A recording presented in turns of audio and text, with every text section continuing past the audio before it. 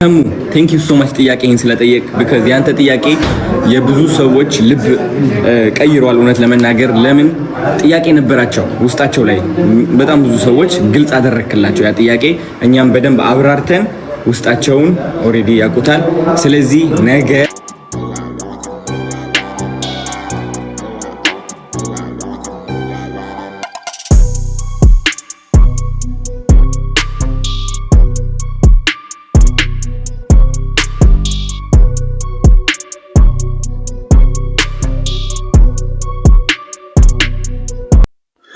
እንዴት ዋላችሁ ቤተሰብ? ሰላም ብያለሁ ሁላችሁንም። ሁለት ነገር ለመናገር ነው። አንደኛው እዚህ ጋር ከላይ የምታዩት አንድ ቪዲዮ ፖስት ሆኖ ነበርና እኔና አዶናይ ተጣልተን ምናምን በሀገር ሽማግሌ ታረቀን ነገር ነው የሚመስለውና መጀመሪያም አልተጣላንም። ስለዚህ ጥያቄው ለአዶናይም አይደለም ለድርጅቱ ነው። ድርጅቱም ያን ጥያቄ ተቀብሏል፣ አመስግኗል። አዶናይም በግሉ እንደ አንድ አምባሳደር ጥያቄውን አመስግኗል። እኔም ደግሞ ጥያቄውን ስለተቀበሉኝ አመስግኛለሁ። ይሄ ኖርማል ነገር ነው። አዲስ ስለሆነ ጥያቄ ስለማይጠየቅ እኛ ጋር እንጂ ሌላ አዲስ ነገር የለውም። አዶናይ ላይ ምንም ያየሁት ክፋት የለም። ብዙ ቁጭ ብለንም አውርተናል። እኔ ጥያቄ ጠይቄያለሁ፣ ግን ጥያቄ ስለጠየቅኩ እንደ ጠላት ምንጣላ ከአዶናይ ከድርጅቱ ምናምን ነው የሚመስለው። እንደዛ መለመድ የለበትም። እኔ ብዙ ጓደኞቼ እርዳታ ላይ የሚሰሩ ጓደኞች ጥያቄ ቤታቸው ገብቼ ጠይቄ አብረን ምሳ እንበላለን፣ እንጠጣለን፣ ለሌላም ነገር እንደዋወላለን ማለት ነውና ዋናው ዓላማ እሱ ነው። ለማንኛውም እኔ ብዙ የሚያቆኝ ሰዎች አሉ። ምን አይነት ሰው እንደሆንኩኝ ማያቆኝ ደግሞ ሲያቆኝ ያመሰግኑኛል የሚል እምነት ነው ያለኝ። ጥያቄ በነገራችን ላይ ሁልጊዜም አዲስ አይደለም። እኔ እጠይቃለሁ፣ ነገም ከነገ ወዲያም ለወደፊት ማንኛውም ነገር ይጠየቃል። በነገራችን ላይ ጥያቄ በመጠየቅ የሚቀልጥ ግለሰብ የለም፣ የሚቀልጥ ድርጅት የለም። መለመድ ነው ያለበት ብዬ ስለማስብ እንደውም በደንብ ነው ለዛ ድርጅት የሚጠቅመው ብዬ አስባለሁ። ከዛ በተረፈ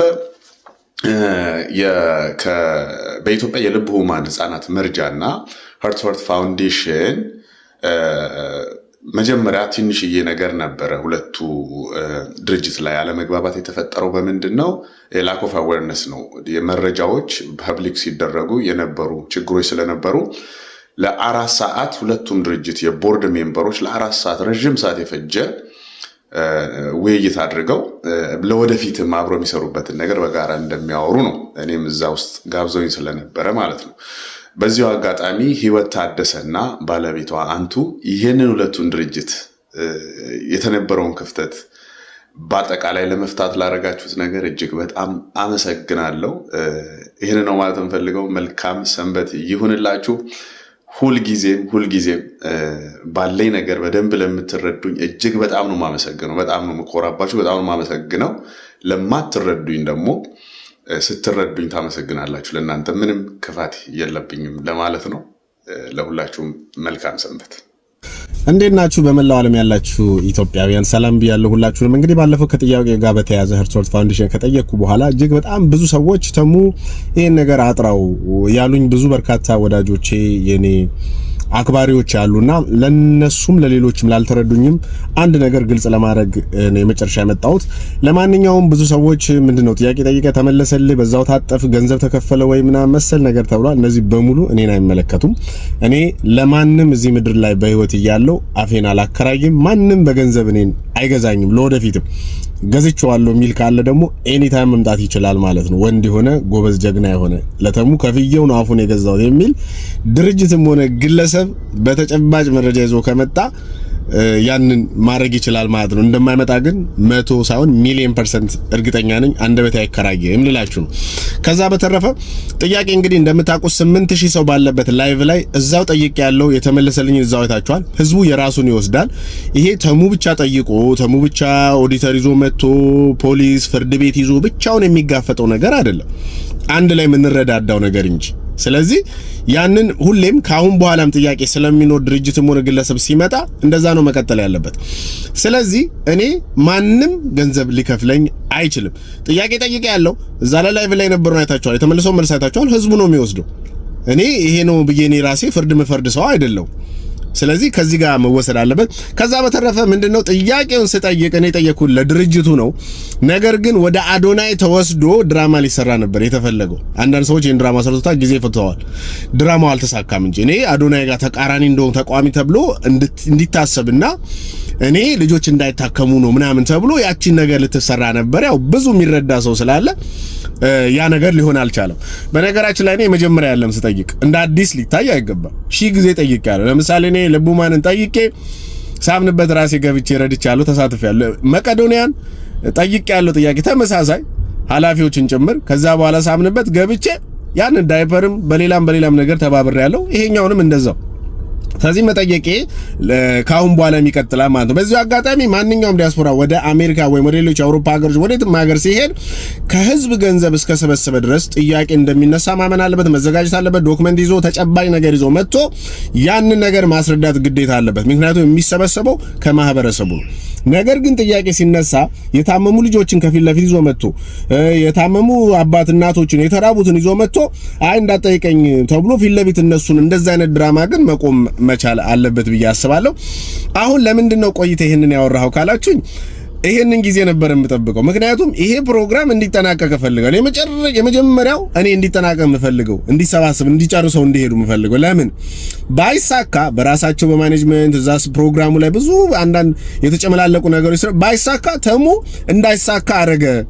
እያንዳንዱ ህዝብ የሚወቅሰኝ ይሄን ነበር። እንዳይሳካ አረገ፣ ምቀኛ ነው፣ ልጆች እንዳይታከሙ ነበር የምባለው።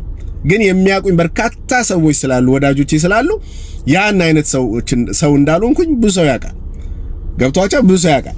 ስለዚህ ከሰዎቹ ጋር እንዴት ተገናኘ የምትሉኝ እኔ ከአዶናይ ጋር የግል ጸብ እንዳለ አስመስሎ ሰዎች ሲስሉ ከአዶናይ ጋር ለመገናኘት መሀል ላይ ሰዎች ስለነበሩ ብዙ ጊዜ ስለደወሉልኝ ስለተደዋወለ አዶናይን ለማግኘት ሄጄ በአጋጣሚ ሰዎች ነበሩ የሄርት ወርት ፋውንዴሽን ባለቤቱ ወይ መስራቾቹ ማለት እኔ ሄርት ወርት ፋውንዴሽን ጥያቄ እንጂ ጠየቅኩት አልከሰስኩም።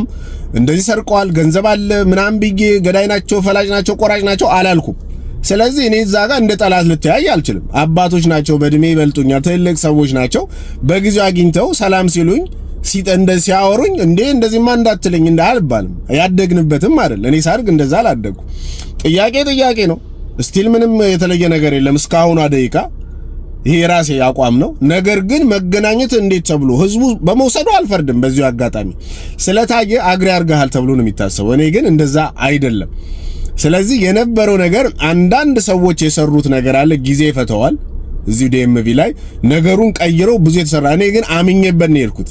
በጣም ወረስቱ መርጬ ነው የሄድኩት እንጂ እንደዚህ የተለያየ ነገር እንደሚሰራ አውቃለሁ፣ ሶሻል ሚዲያ ላይ ስላለው ማለት ነው። እና ካሁን በኋላም ቤተሰብ ሁል ጊዜም ቢሆን መጠየቅ መለመድ አለበት። አሁን ህዝቡም እየለመደ ይመጣል፣ እየለመደም ነው። ካሁን በኋላም ለሚመጡ ድርጅቶች ይሄ ነገር እንደዛ ይሆናል ብዬ አስባለሁ። በጣም የታዘብኩት ብዙ ነገር አለ። በሌላ ቪዲዮ ብዙ የታዘብኳቸው ግለሰቦች አሉ። ብዙ የታዘብኳቸው አብሮኝ የበሉ የጠጡ ሰዎች እኔን በመጥፎ ለማሳልና እኔን ለማስመታት የሄዱበት ጉዳይ ብዙ ማስፈራራት፣ በርካታ ነገር። አንድ ሰው አጠገቤ እንኳን እንዴት ሊሆን ቻለ እንዴት የተፈጠረ ያለኝል። እኔ የአቋም ሰው ነኝ።